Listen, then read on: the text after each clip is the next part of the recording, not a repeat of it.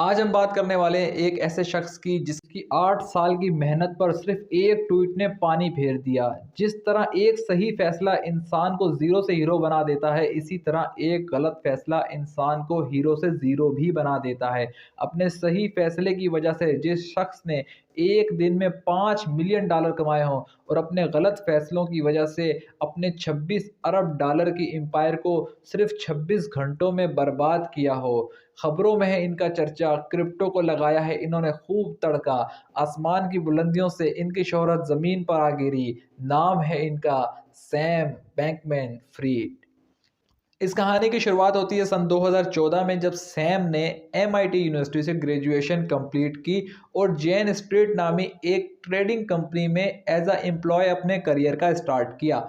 Start ही में Sam एक ऐसा ब्रिज तलाश करने में कामयाब हो गया जो जेन स्ट्रीट कंपनी के 2000 एम्प्लॉय तलाश करने से कासिर थे। सैम को जापान की एक ऐसी मार्केट प्लेस का पता चल गया था जिस पर एक बिटकॉइन सैम को 100% प्रॉफिट दे रहा था। यानी यूएसए से खरीदा हुआ $500 का बिटकॉइन जापान मार्केट प्लेस में $1000 का बिक रहा था। यहाँ तक तो सब कुछ ठीक था और अलादीन का वो चिराग सैम के हत्थे लग गया था, जिसके ज़रिए सैम को लाखों डॉलर कमाने से कोई नहीं रोक सकता था। लेकिन सैम का मकसद लाखों डॉलर कमाना नहीं, बल्कि करोड़ों डॉलर कमाकर दुनिया के अमीर तरीन लोगों के लिस्ट में शामिल होना था। इस मकसद को हासिल करने के लिए सैम ने एक अपनी कंपनी खोली जिसका नाम था रिसर्च अल्मीडा। इस कंपनी का CEO सैम ने अपनी गर्लफ्रेंड को बना दिया जिसका नाम था कैरोलिन, और ये सैम के लिए बहुत ख़तरनाक होने वाला है क्योंकि इस लड़की को कोई इस चीज़ का एक्सपीरियंस नहीं था।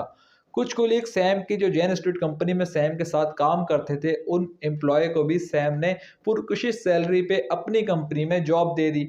यहाँ तक तो सारा मामला ठीक चल रहा था, लेकिन गड़बड़ अब स्टार्ट होने वाली है। सैम की इस कंपनी का काम लोगों से पैसा लेकर उनको उस पैसे को सही जगह इन्वेस्ट करके लोगों को साल के बाद रिटर्न देना था। सैम ने अपने इन्वेस्टर से 15% रिटर्न देने का वादा किया था, जो एक अच्छा ऑप्शन था।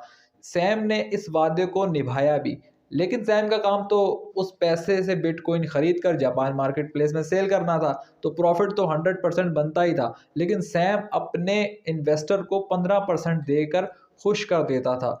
इससे इन्वेस्टर का एतमाद भी बढ़ा, इन्वेस्टर भी खुश था और सैम भी खुश था। लेकिन सैम का ख्वाब अरबों डॉलर कमाकर दुनिया के अमीर तरीन लोगों में शामिल होने का, वो अभी तक अधूरा था। इस ख्वाब को पूरा करने के लिए सैम ने अपने इन्वेस्टर के इत्मीनान का भरपूर फ़ायदा उठाते हुए एक FTX नामी एक्सचेंज लॉन्च कर दी, जिसके साथ एक FTT टोकन भी लॉन्च कर दिया। FTT एक क्रिप्टो करेंसी है और FTX एक एक्सचेंज का नाम है। इस FTX एक्सचेंज में ये ख़ास बात थी, जो इसका FTT टोकन बाय कर लेता था ये उससे ट्रेडिंग फीस कमीशन नहीं लेती थी। तमाम मार्केट में चलने वाली क्रिप्टो एक्सचेंजेस जितने भी हैं, ये हर ख़रीदो फरोख्त पर एक छोटा सा मार्जिन कमीशन के तौर पर ले लेती हैं, जिससे ये अपनी अर्निंग करती हैं। लेकिन FTT एक्सचेंज एक ऐसी एक्सचेंज थी जो अपनी अर्निंग कैसे कर रही थी, किसी मार्केट एक्सचेंज को नहीं मालूम था। ये देखकर तमाम मार्केट की एक्सचेंजें बहुत हैरान थी और बहुत बारीकी से इस एक्सचेंज पर नज़र रखे हुए थी।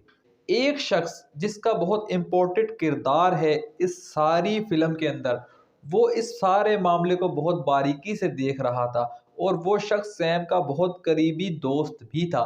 ये वही दोस्त है जिसकी वजह से सैम की 26 अरब डॉलर की एम्पायर बर्बाद हो गई, जब 5 नवंबर 2022 को रिसर्च अल्मीडा की CEO यानी सैम की गर्लफ्रेंड जिसका नाम कैरोलिन था, इसने एक सहाफ़ी को इंटरव्यू देते हुए ना तजुर्बेकारी की बुनियाद पर यह बात बता दी कि FTX एक्सचेंज के कस्टमर फंड सैम ने रिसर्च अल्मीडा कंपनी को ट्रांसफ़र किए हैं।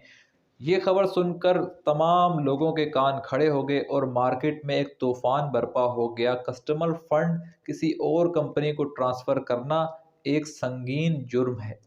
जुर्म तो सैम से सरजद हुआ था और अब इस जुर्म पर सैम भरपूर पर्दा डालने की कोशिश भी कर रहे थे।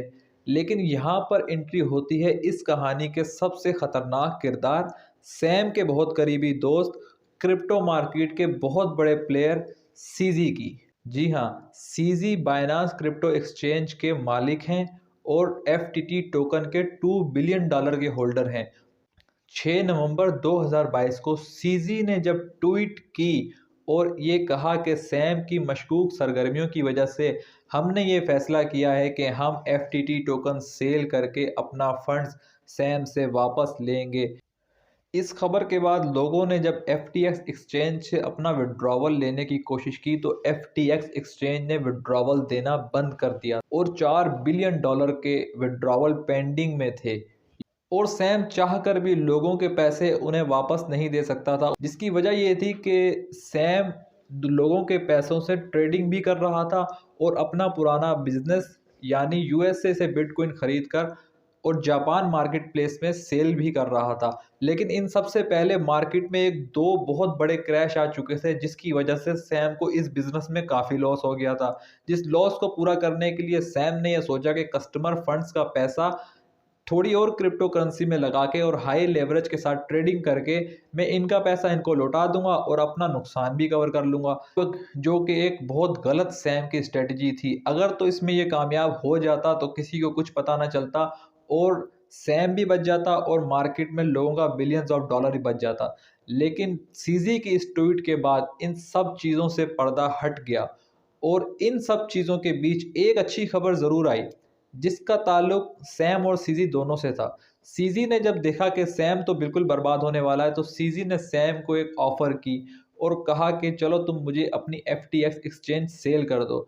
सैम इस ऑफर पे फ़ौरन राज़ी हो गया। डार्क वेब पर यह डील हो रही थी, लेकिन सीजी को डील के दौरान ये पता चला कि जितना उसने सोचा था मामला उससे कहीं ज़्यादा ख़तरनाक है और सैम के पास तो सिर्फ $10 मिलियन हैं। जो बिलियन ऑफ डॉलर का मालिक था अब उसके पास सिर्फ $10 मिलियन थे। इस सब के बाद सैम ने भी एक ट्वीट की और उस ट्वीट पे अपनी शिकस्त तस्लीम की और सब इन्वेस्टर्स को ये यकीन दिलाया कि मैं सबका पैसा लौटा दूंगा, लेकिन मुझे थोड़ा वक्त चाहिए। सैम का आज भी ये कहना है कि मैंने ये गलती तो की थी, लेकिन इसके पीछे मेरी नीयत ठीक थी। और हमें यह सीखने को मिलता है कि गलत काम के पीछे अगर नीयत ठीक हो तो इससे उसका अंजाम ठीक नहीं हो जाता, गलत काम का अंजाम भी गलत ही रहता है। वीडियो पसंद आई तो लाइक कर दीजिएगा, यूट्यूब पे देख रहे हैं सब्सक्राइब कर दीजिएगा, फेसबुक पे देख रहे हैं तो फॉलो कर दीजिएगा। अब तक के लिए इतना ही, जुड़े रहिएगा इस चैनल के साथ। थैंक यू, अल्लाह हाफिज़।